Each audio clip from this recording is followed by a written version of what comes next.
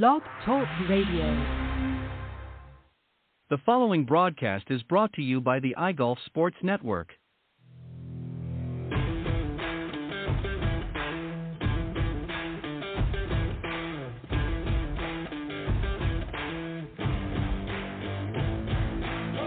Golf Talk Live is sponsored by the iGolf Sports Network and Golf Tips Magazine. Here's Andrew to tell you more about our sponsors. iGolf Sports is a live stream broadcast and media production company providing quality programming designed to attract the golfing enthusiast. And Golf Tips, the game's most in-depth instruction magazine, including reviews on the latest equipment, tips from top teaching professionals, all designed to help you improve from tee to green. Welcome to Golf Talk Live with your host, Ted Odorico. Join Ted each week as he speaks with some of the best in golf. Sit back, relax, and listen to tonight's show. Let's join our host, Ted Odorico, as he introduces tonight's special guest. All right, good evening, everybody, and welcome to Season 11 of Golf Talk Live. Very excited tonight, especially excited to be back on air after an extended break. Of course, we ended the program last season just about a week before Christmas, and went right through to the end of January just to have a little bit of a break and, of course, get ready for this season. But I'm really excited tonight to introduce my first guest. I'm going to do that in just a moment. But first, let me remind everybody, of course, we are live every Thursday evening, typically from 6 to 8 p.m. Central or 7 to 9 for those of you Eastern Standard Time. But for the month of February, we're going to do, as I normally do, just do the hour-long show from 6 to 7 or 7 to 8 Eastern, if again, depending on where you are, just as I sort of get warmed up for the season. And then March 2nd will begin, of course, the full broadcast for 2 hours from 6 to 8 or 7 to 9. And that, of course, always features, first up, the ever-popular Coach's Corner panel, where, of course, we'll have a great panel discussion with a lot of my coach friends and fellow pros, if you will, in the industry. And then always my interview comes on the second half. So that'll begin on March 2nd, so you want to stay tuned for that. But in the meantime, we're going to get warmed up here for the next few weeks with some very interesting guests, including tonight. So let me ask you this question, sort of hypothetically, if you will. You know, I'm obviously down in the southeastern part of the United States where it's warm pretty much all year round, so we can play golf for most of the season. But for you folks that are maybe up in the northeast and northwest, as I understand today, you've got another 6 weeks of winter. So it's not always easy to get out and play the game, but it's a good time to start getting ready to play that new season. And one way to get ready is to look at some of the fashion that's coming out in golf. And that's what we're going to talk about tonight with my first guest. And my first guest, of course, is Josh Mark. He is the brand manager for golf lifestyle brand Swing Control. And he has held the position since 2016 when the brand was relaunched. He started his career, of course, in the international hospitality industry before making the move to fashion in ladies' apparel and accessories almost 20 years ago. With an eye for fashion and an emphasis on customer satisfaction, he has been involved with all aspects of Swing Control business, immersing himself into the golfing world, gaining insight and, of course, experience. His focus on business and product development helped expand the brand and successfully introduced new commodities to the line, such as ladies' tops, dresses, and outerwear, as well as a new men's line. So he's been instrumental in taking Swing Control from a North American brand to an international one with a recent expansion to Australia and New Zealand, with many more countries and exciting deals on the horizon. So please welcome my very special guest here on Season 11, my first guest, Mr. Josh Mark. Good morning, Josh. Good evening, Josh, and welcome to Golf Talk Live. How are you? Good, thanks, Ted. How are you? Thank you so much for having me. Appreciate it, and congratulations on 11 seasons. That's fantastic. Yeah, it's been. If I can only remember that it's actually nighttime and not the morning, I think we'll do all right tonight. So that's all right. Details. All good. Yeah. Well, thank you. I appreciate that. So, welcome to the show. First off, and you know, I wanted to sort of allude a little bit to, you know, really, because I know you're obviously up in the Northeast, and we'll talk about that in just a minute. But, you know, for a lot of folks, this time of year, especially in those regions, are not able to obviously get out on the golf course. Of course, there are other options, indoor facilities and things like that are available. but now's a good time to really look at getting your fashion, if you will, ready for a new season. And there's a lot of great options out there, and we're going to talk about some of yours tonight for both women and for men. But before we do that, I want to just sort of dial things back a little bit and talk to you, or have you talk rather, about how you got into this particular business, why, and a little bit about your golfing experience. What was it about golf that attracted you to this industry? Good question. So truth be told, I ended up coming over onto the manufacturing side of the fashion world, and it just happened to be golf. Thought it was super interesting and really liked the direction that the company was taking in with the product, and really wanting to blend golf and lifestyle and really present a product that is fashionable both on and off the course. Thought that was really interesting, and stuck with it. Glad I have, and it's been an interesting ride for sure. So what's really interesting, and I want to just go back for a second onto something you just said about golf and lifestyle. For many, many years, the typical golf wear was something that you wore on the golf course, then you went and changed and you put on something to go out evening or what have you, whatever the case may be. Maybe you were going back to work or whatever the situation might be. But the industry has really taken an interesting change in a direction where you're actually producing fashion that is something that you can not only wear on the golf course, but you can mix and match or wear for some other event. Why do you think, what was sort of the pivotal point that your understanding was that why fashion went in that direction? To be honest, I think people were just getting a little bit fed up with pigeonholing their wardrobes, either to golf or to life, and not being able to easily, seamlessly cross between the two. And I think brands as well took an interesting look at that and said, they may be able to give more value to their consumers by being able to produce a product that crosses over between both segments of their life more seamlessly, so that they would be able to easily take their golf clothes to live in and their life clothes to play in, and really get more bang for the buck that way, and build their footprint in the golf shops. I've noticed particularly, especially in the women's market, a lot of women that I've spoken to, of course, I've interviewed a number here in a variety of different areas of golf. And one of the sort of the original pet peeves that they had was, a lot of times that they wanted to be able to maybe just throw a jacket over top of what they were wearing out in the golf course and head back to the boardroom and not have to, as you said, have a whole different wardrobe. Now, obviously, there are some situations where they may want to change depending on the circumstances, but they wanted something that was very versatile. Maybe they might keep the top and change into some slacks or put a skirt on or whatever the case may be, or vice versa. They maybe do something different.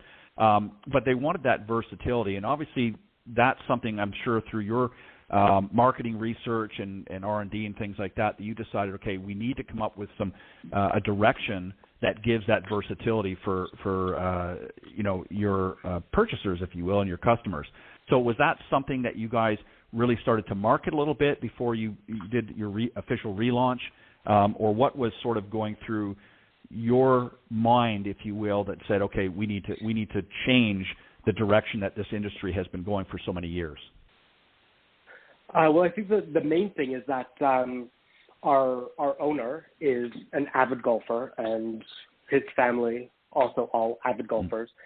I think while they were out on the course, on multiple courses over many years, realized, looking at what his female relatives were wearing on the course, and also what he was seeing his fellow golfers, specifically females, wearing, he noticed that there was not the best offering, and definitely felt that there was a need and a hole in the market for a more fashionable women's golf product, and decided to take that and sort of, felt out where the strengths and where the weaknesses and such in the marketplace were, and really realized that the lifestyle crossover was an untapped market, and we've sort of established ourselves as leaders in that segment. Why do you think golf specifically? Why do you think there are so many designers? I mean, there's obviously a lot out there that are coming to the game. I mean, I understand you were just down at the PGA show last week, as was I, and there's so many products and services and things available, but particularly in the fashion end, there's so much there. Why do you think golf has all of a sudden attracted so many people, and especially industries like yourself? I think at least on the women's side, there has been such a huge push for women to start playing and introducing golf into their business, the business side of their lives, to take their own clients out on golf trips, etc.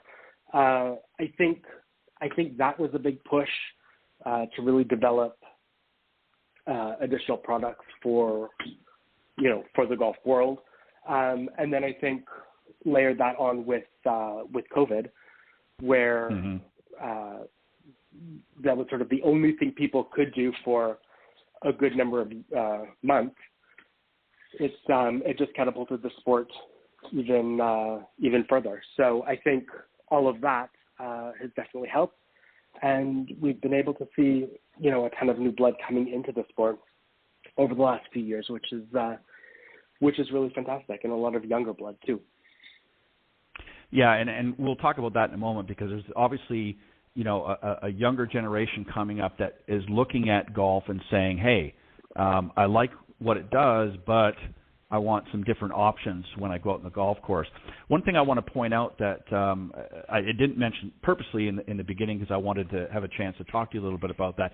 Of course, Swing Control is headquartered out of Montreal, Canada, which I'm very familiar with, being Canadian myself, and I've visited Montreal.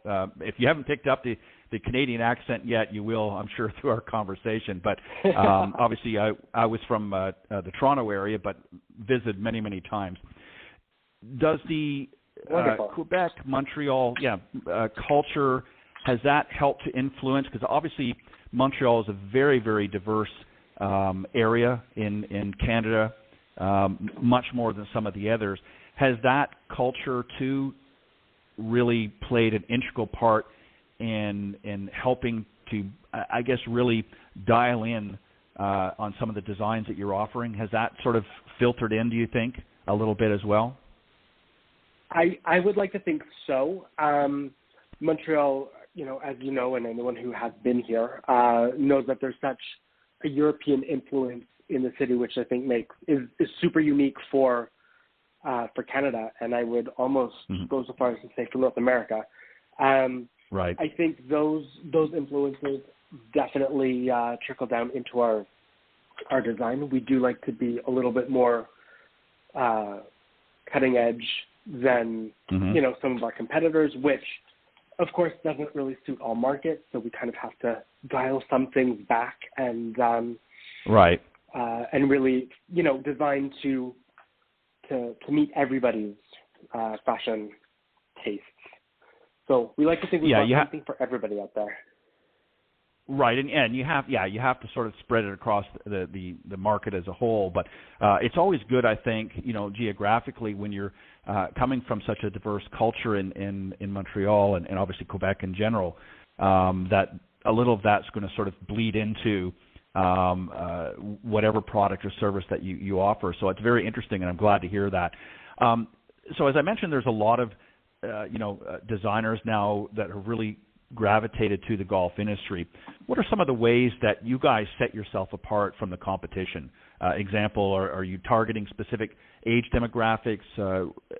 What is it that you're really sort of is the driving force in how you present yourselves to the market?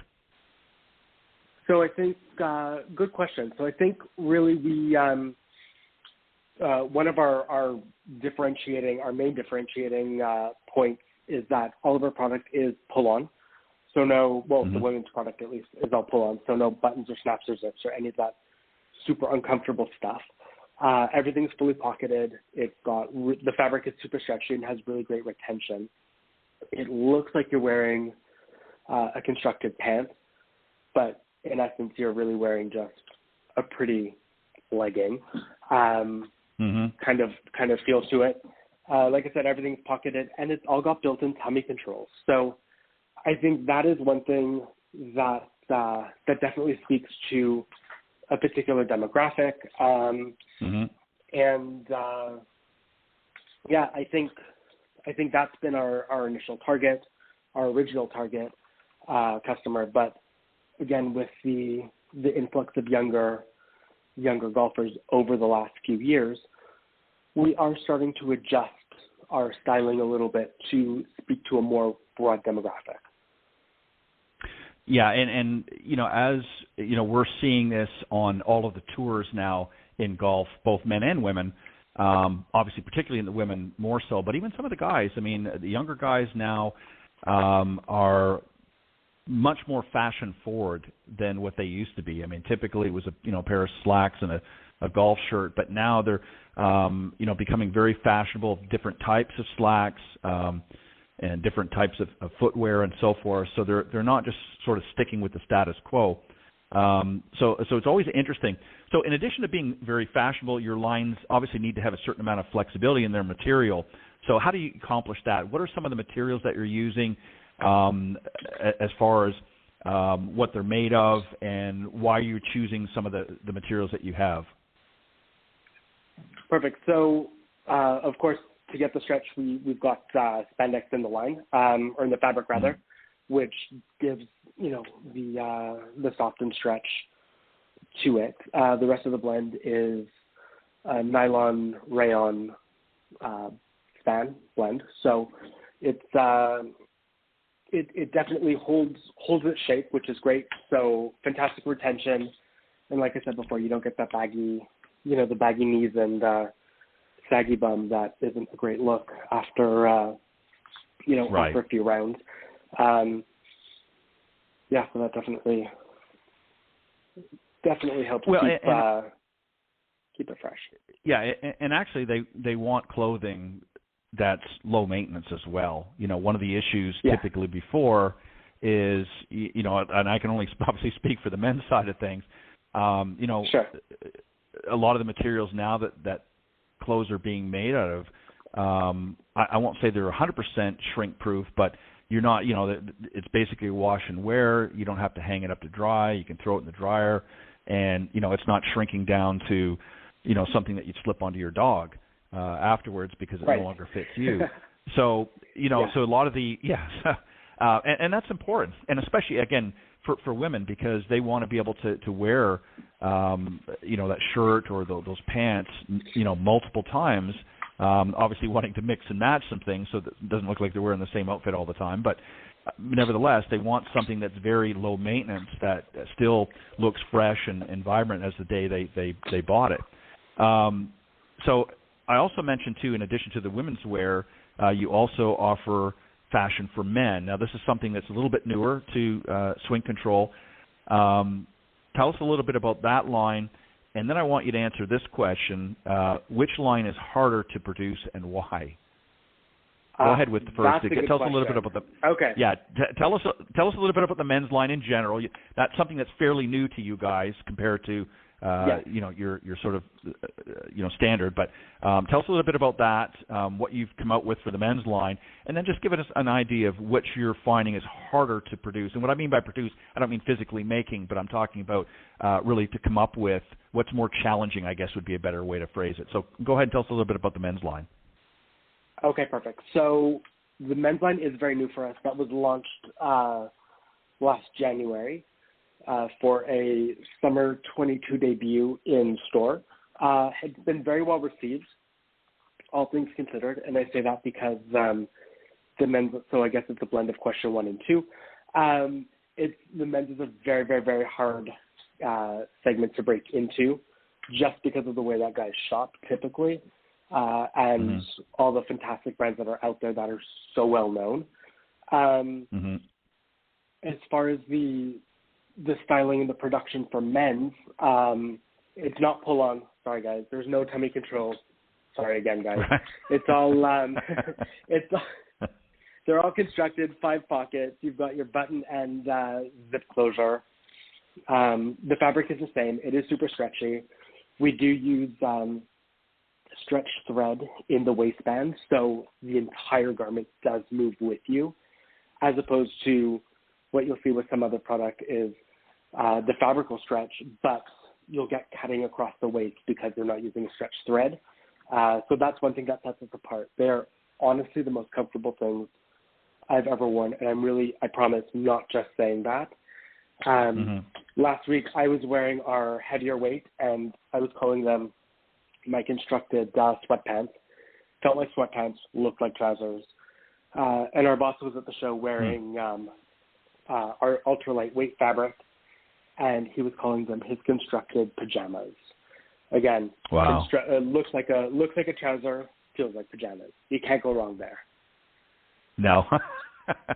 Yeah, it's and you know, that's the thing is, and again, particularly as you know, more and more people, you know, one of the things, I guess, if you were to sort of circle any positive that came out of the last several years during this pandemic, is at least for golf. I mean, obviously there were, you know, the overall.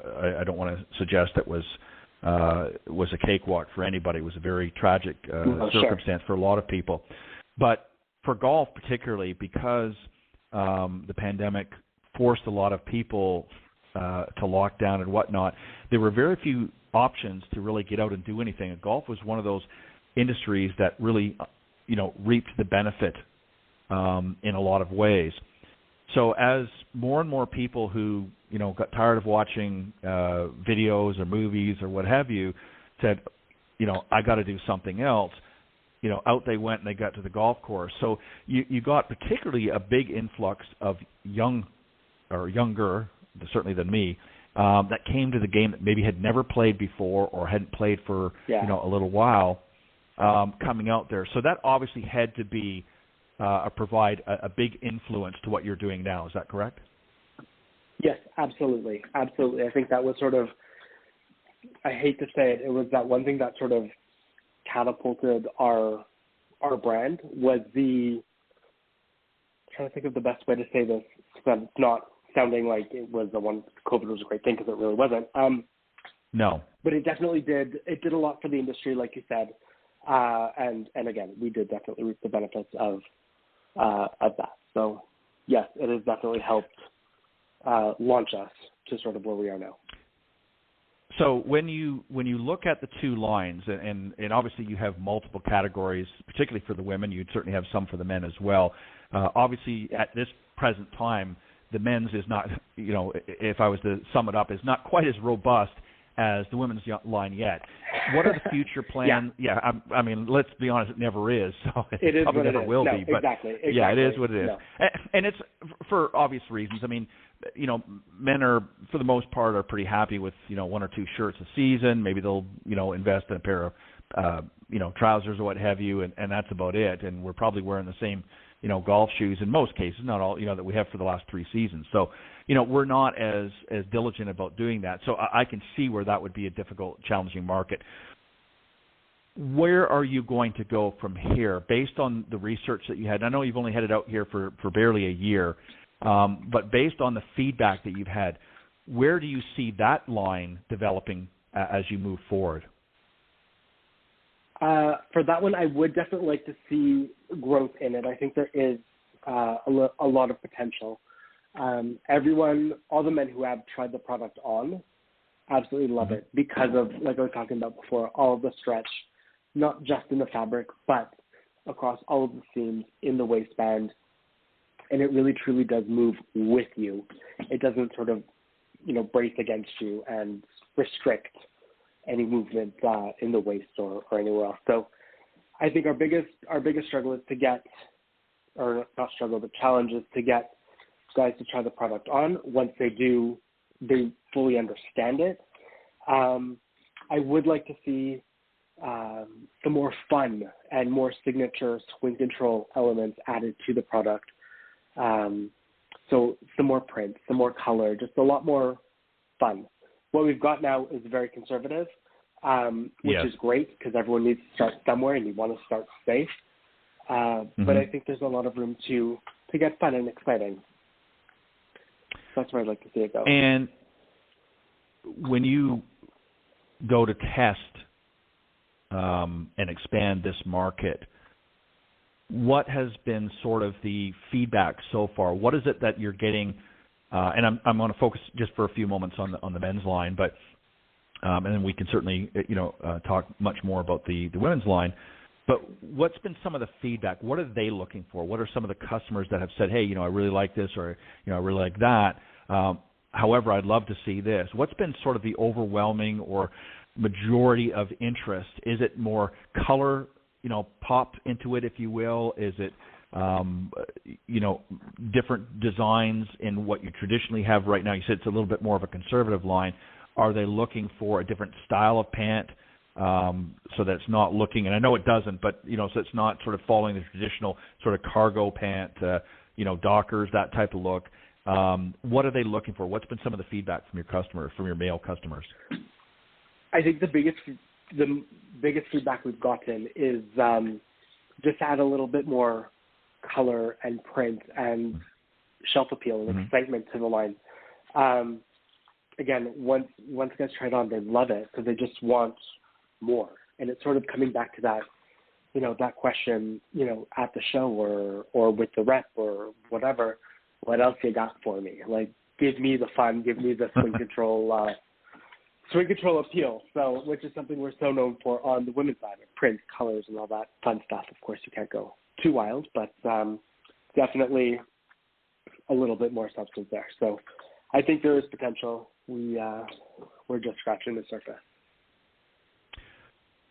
So, if I understand what you said earlier, the men's line is presenting a little bit more of a challenge than the women's line. What are some of the challenges that you guys have found, or what has been some of the feedback, I guess is a good way to put it, that you're seeing from women? I mean, obviously you have a very, again, I hate to use that word again, but a robust women's line with multiple options of different areas, not just pants and not just your tops, but shorts, skirts, and even dresses and that. What has been some of the feedback from the female side of things? What are they looking for that either you're not currently offering or to add to what you've got?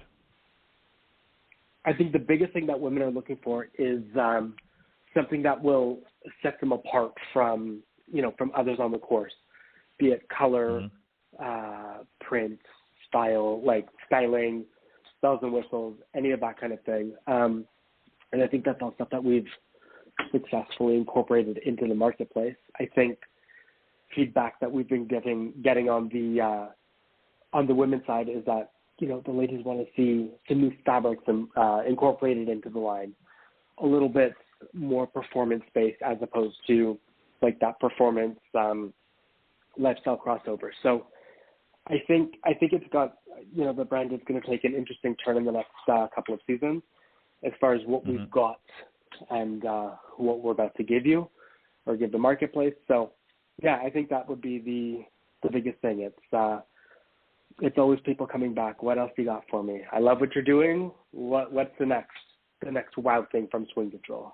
Do women typically like to have one piece that's a little bit more, I guess, and I'm not a fashion person, but flashy? Like, in other words, maybe their top is very flashy, but then the accessories or that maybe are a little bit more conservative. As an example, maybe they have a very flashy or very colorful short or skirt even, but maybe a fairly solid print, if you will, for their top. Do they like to have that sort of balance so it's not all just one big color palette? What's typically are you guys finding with the feedback that you're getting that women typically want? Is it sort of all over the place, or is there a trend that you're starting to see? Ooh, that's a really good question. I think firstly, I think it really depends on what her style and her personality is. Does she like bigger, bolder, brighter, or is she a little bit more conservative and sophisticated with her color palette and print selection? From there, I think it really depends. I mean, in our line, we really try to hit and select something for everyone. Mm-hmm. So we've got the bigger, bolder, brighter. We've got the little sophisticated geo prints, and sort of everything in between. So it really depends on what she likes, and we sort of give the opportunity to mix and match and make your own personal style from our assortment. Right. And I guess the reason why I asked that is, because I've obviously been on your website, so I've looked at some of the different styles and things that you're offering.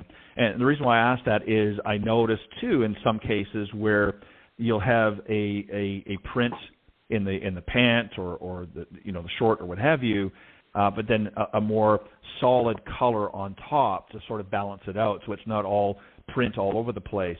Yeah. And some are more... whether it be a crop style or a full pant, what have you. So there's a lot of flexibility there. How often do you try to introduce new products? How often throughout the year are you introducing new products? So typically we do a spring drop, which starts to ship mm-hmm. to our awesome retail partners middle of November, and that's available sort of throughout the better part of the next 12 months. We do another launch of new products at the store level, summer injection for May 1, and then we drop mm-hmm. our true fall product July 1. So we do 3 drops per year, which definitely keeps things fresh through spring, summer. And then we're able to sort of hit the more traditional fall feel and vibe right. a little bit later in the year. So basically about 3 times a year you're coming out with... 3 times a year, yeah. Right. Are you, and again, I've looked on the website, most of the fashion that you have is sort of a lighter... in fabric and so forth. Do you also, are you going to be moving into a direction, again, because you have different seasons and things where they can layer, whether it be a type of sweater of some sort, pullover or what have you, to give them a little bit more warmth, shall we say, in the cooler months, particularly in early spring and fall, where you tend to have a little bit cooler. Is that something that you guys are going to be introducing maybe in the next year or so? Or have thought about, or is that not an area you're going to go into? You're going to stick to pretty much what you're doing now, maybe with just some other options? So we're actually very new to tops in general. That was only added for spring 22. So we started shipping that end of 2021. Mm-hmm. So that's all new. We are looking to add some sweaters, hopefully for this coming spring, which will be really exciting. We do currently have a vest and a little lightweight bomber jacket. That's sort of our outerwear. But we are definitely looking to expand those categories in the seasons to come. Yeah, because I mean, there's so much out there now, where you have more, you've got your activewear and your sportswear, and then you have sort of a general. So it'd be interesting to see with what you've got now, how you sort of transition and add those additional products to your line. So where is for the most part, where is everything manufactured? Is it manufactured in Canada, the United States, overseas? Where is the clothing line being manufactured? And what typically is the turnaround if somebody wants to, purchase some of the products? What's typically the turnaround? Perfect. So most all of our women's bottoms, at least, are produced locally in Montreal, which is super exciting. Oh, wow. Definitely something you don't see a lot of these days. So we're very thrilled to be able to continue with Montreal's heritage of being apparel manufacturing hub. So we're still able to do that, which is great. Some of our tops, just due to the technical requirements for manufacturing are done overseas. We just don't have the capabilities, unfortunately, here locally in Montreal. Right. And the men's currently is done overseas as well. Again, because of the technical requirements. So most is made in Canada. We do have some that is done overseas. Yeah, and obviously there's cost too. I mean, there's certain things that it's very difficult to. I know, same here in the United States, it's very difficult with some aspects to develop it and design it. I mean, certainly design it, but to fulfill it here is just the cost comparison is it's much more expensive. So it certainly makes sense. I think what's unique about your line is, and again, I've seen a lot of things on the market, is it's very, in a lot of ways, very simple and elegant, yet offers a certain element of sophistication and fun. You know, a lot of lines typically tend to go down one way or the other, and you sort of cross over. You've got certainly an aspect of a sort of a more conservative look, but at the same time, one that's a little bit more fun as well. So you can sort of mix and match if you want, if that's what you choose, or you can kind of go all in fun one way or all a little more conservative. And I think that you've sort of found an equal balance between the two, which is not always, I mean, as I said, I've walked around the show this year, certainly a lot of interesting lines out there. Some were very, very, certainly very different. You know, and I mean, to each his own, obviously. Sure. But you've sort of blended in very nicely into a market where you're not just going one specific market and then everybody else is sort of off in left field. So you've created something that's very appealing to a wide spectrum, which I'm assuming is what the agenda was. Yes, absolutely. Again, like I said, it's something that when we're coming to the design table, we want to hit all tastes of color, style, and so on. So we really try when we're picking our color palettes and our prints to really find stuff that suits everybody. Definitely someone isn't going to look at the line and say, I want all of it, because we do go from one extreme to the other.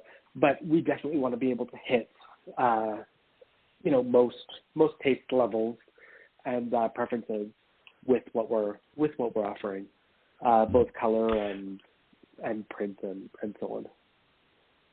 So are the lines male or female? Are they available in any stores or pro shops, or is it exclusively online? We are all three. Definitely online. We do have some amazing retail partners, both golf specialty stores and green grass pro shops. So we're kind of everywhere and looking to constantly looking to expand. So yeah, it's all good. Fantastic. What do you see on the horizon? Obviously, you're very excited and passionate about what you're doing. What do you see on the horizon for swing control? What is it that you're looking in a perfect world? What would you like to see? Ooh, good question. Definitely expansion on the golf side. We do recognize that racket sports are typically going hand in hand with golf at the specialty store level and also at the club level. So definitely branching off into product for racket sports. We are seeing, like I said, an influx in younger golfers to the game. So would like to expand and sort of focus a little bit more on that customer, and sort of get her hooked on swing control product as she, moves on and through life, and we can always be there for her, and then really develop the men's line. So a bit of everything, really. Do you think the market that swing control is going to be in is typically going to be to a younger market overall. I mean, the reason why I say it is obviously when you look at the line, it's not typically something that, say a 50 and above crowd is necessarily going to look at. So are you planning on staying sort of in that demographic where as new younger golfers come in and young men and women come in, that obviously you will sort of more or less focus in that general area? Do you see that as kind of being the general focus of swing control, or is there any possibility, say someone like me down the road may want to take a closer look? Is this typically what we're seeing now going to be the area? And I understand why, because obviously the market's growing there at the bigger rate. But is that something that at least at this time being, unless something changes, where you're going to focus more on a younger demographic? So historically, our demographic has sort of been in the 55 plus range, I would say. But again, over the last few years, with everyone turning to golf, especially younger people, our demographic at least is getting younger. So I would say we're starting more in the somewhere in the 30s and on from there. So I think I really think we're just trying to hit everybody and sort of see see where it resonates most, with which demographic. But I think long term we definitely want to be speaking to the younger side of our business, and sure, in hopes of getting them hooked on the product and being there for them, over the next many years as they as they age and we're there and a wardrobe staple. So when you sort of brings me to an interesting question. When you look at, you mentioned that a lot of your demographic traditionally, or at least early on, has been sort of the 55 plus. Now you're starting to see some 30-somethings coming in. What's the difference between what the 55 plus crowd's looking for? What is more important to them? Is it more comfort, the flexibility in the materials, and not so much necessarily the patterns or coloring and that sort of thing, as opposed to the 30-something crowd? Are they more into, the overall physical? I mean, they're both interested in the physical appearance, but what's a higher priority for each group? So you can tackle whichever one you want first. So the 30-somethings, what are they most concerned about? What's sort of been the feedback from them? And then the 55-up crowd, what's sort of been their main focus when they're looking at the line? So I think for both categories, the main focus is looking good and feeling good in the product. I think for the older, typically or historically, it's been comfort, color, print, and also a little bit of extra length in the skirts and in the shorts, just to sort of cover areas that sure, they're a little less comfortable with and use and whatnot. But interestingly enough, over the last 2 years, I'd say, we've had more and more requests for shorter and shorter and shorter in skirts and shorts.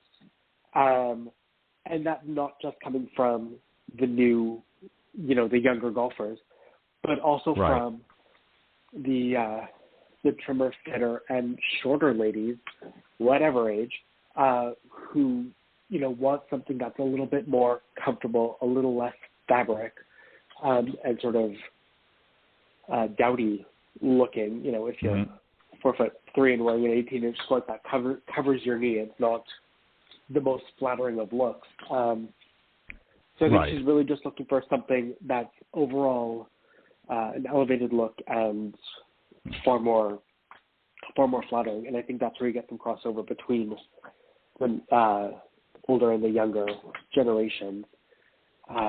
Younger, of course, just want to show more leg. And the older just sort of wants it to fit better. So it's an interesting So it's blend. more, It sort of hits both. right, more for leaning comfort in that. And I think you mentioned, too, which is interesting, I think, for some of the older generation who are becoming more health conscious and wanting to be more fit and so forth, are also wanting to be fashion forward, too, in their look and appearance. So I think that's probably why you're seeing some of that as they're getting more active and in different parts of their life, are wanting to, also be able to feel that, they're not being sort of put out to pasture, so to speak. So I get it real simple. For sure. Absolutely. Yeah. And I think you're seeing that in a lot of different areas of life, not just in fashion, but very interesting line. And obviously we want to, get the folks at the very least looking at what you have to offer. So tell them where they can go to online, where they can get more information and obviously hopefully purchase some products from you guys. But where's the best way for them to get more information on Swing Control?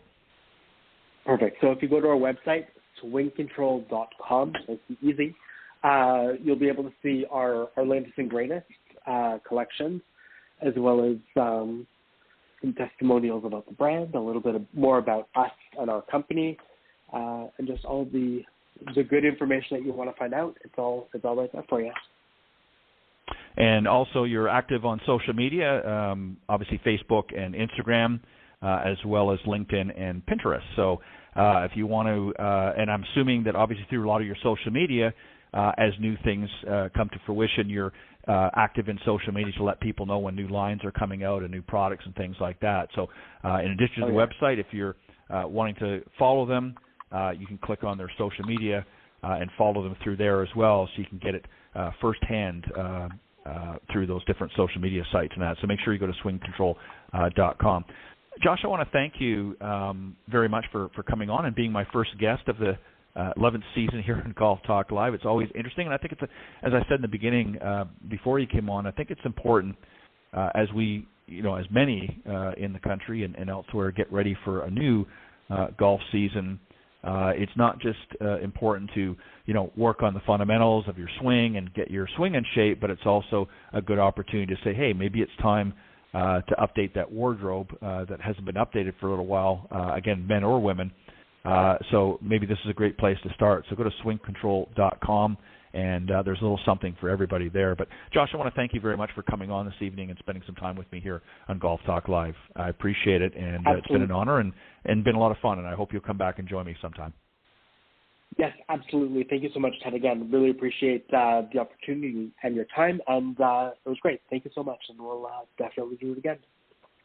All right. Thanks, Josh. You have a great weekend. Thank you, you too. Take care. All right, bye-bye. All right, that was Josh Mark, brand manager for the golf and lifestyle brand Swing Control. Again, you can go to swingcontrol.com as their website.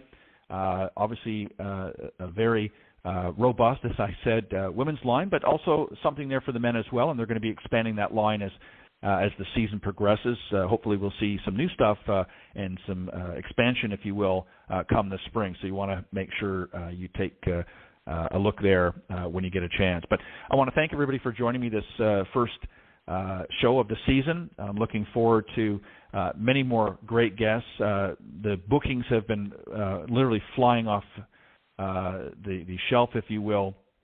We're already booked right through to the end of July on Golf Talk Live, so we're working on August and September and beyond. So if you're interested, if you're in the golf business, if you're tuning into the show tonight and you feel that you've got something that you'd like to share with my audience, it's going to be a little down the season before I can get you on. But you can certainly reach out to me. My email is ted.golftalklive@gmail.com. And it's not just in this part of the industry with fashion, but maybe you're a golf professional who has not been on the show before and you'd like to. Certainly, maybe you've got an academy or something unique you'd like to share with my audience. I'm always interested in doing that. So, again, you can reach out to me at ted.golftalklive@gmail.com, or maybe you've written a great golf book that you'd like to share and promote as well. Always glad to have you on the show. Don't forget, on March the 2nd, which is a month from tonight, we'll be coming to the full show, which will be from 6 to 8 p.m. Central here on the blogtalkradio.com network. And we will have the first hour will be Coach's Corner, which is a nice, interesting discussion with my fellow professionals.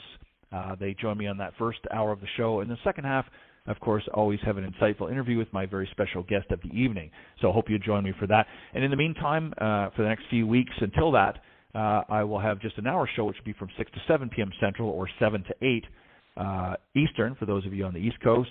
And hopefully you'll join me over the next few weeks. I've got some great guests lined up in those weeks as well. But keep tuning in, and you will see as the season progresses that there'll be some new guests coming on this year that have not been on before, and I'm very excited about that. So we're going to take a quick message advertisement from Golf Tips Magazine, and then I'll do a final wrap-up. The following ad is sponsored by Golf Tips Magazine. Are you tired of being short off the tee? And what about those 3 putts? Forget about it. It's time you got serious about your game. Golf Tips, the most in-depth magazine in the industry. For over 30 years, Golf Tips has delivered expert content such as the latest golf instruction from America's top pros, simple-to-follow practice and game improvement drills, fitness and mental game tips, equipment, training aids, accessory and apparel reviews, golf destinations and travel tips for every budget, and so much more. Don't miss a single issue. Go to golftipsmag.com and subscribe today. And don't forget to golftipsmag.com and subscribe. You can get 6 issues for an annual subscription for just $9.99 if you enter promo code GolfTips21 in the promo code box. It's all one word, doesn't matter whether it's upper or lower case. GolfTips21. If you subscribe now, go to golftipsmag.com. You will get a full year subscription, which is bi-monthly issues, 6 issues in total. And you can get a year subscription for just $9.99. It's a great option. There's some other options available there as well. If you want to add the digital, you can do that as well. But go to golftipsmag.com. Again, a special thank you to tonight's guest, Josh Mark from Swing Control. He's the brand manager for their golf and lifestyle brand. Thanks again to him for joining me this evening. And if you missed the broadcast, you can go to blogtalkradio.com/Golf Talk Live after the show and just scroll down to the on-demand section. Just give it a few minutes for it to populate, and you'll see tonight's episode there, the recorded version in its entirety. And for some reason, if you've missed some of the earlier shows in past seasons, you can scroll down to that on-demand section, and you can listen to them there. And as I close out, you will hear some other great ways that you can tune in and listen to this podcast. So appreciate everybody for joining me the first show of the season 11. I'm really excited. Next week, I will be also jumping in with my good friend and co-host, LPGA professional Cindy Miller, on Tuesday mornings from 9 to 10 a.m. Eastern here on the same network for the Women of Golf Show. We'll be having our Season 10 start off next Tuesday, and then next Thursday, of course, we'll be back with Golf Talk Live. So we're getting ready into the full season. Our break is over, and looking forward to some interesting interview guests throughout the year, so hope you'll join us. God bless everybody. Have a great weekend, and I'll see you next week here on Golf Talk Live.